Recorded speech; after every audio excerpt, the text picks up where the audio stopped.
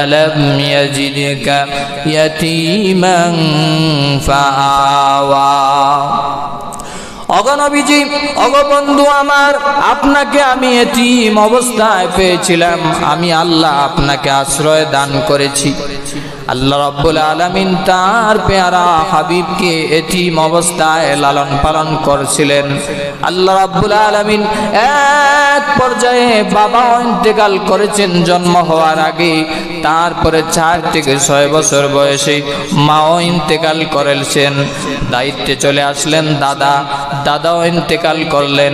দায়িত্বে চলে আসলেন চাচা আবু তালেবও ইন্তেকাল করলেন। এইভাবে নবীজি একদম ছায়াহীন হয়ে গেলেন। পরিবারের আর কেউ ছিল না।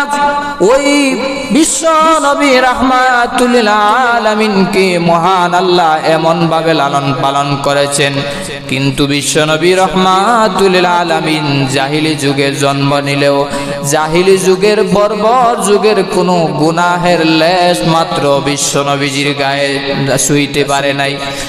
আমার বানার ভাইয়েরা, নবীজির চরিত্র এমন সুন্দর ছিল, ব্যবহার এত সুন্দর ছিল। নবীজির বিখ্যাত সাহাবী হযরত আনাস রাদিয়াল্লাহু তাআলা আনহু নিজে বর্ণনা করেন,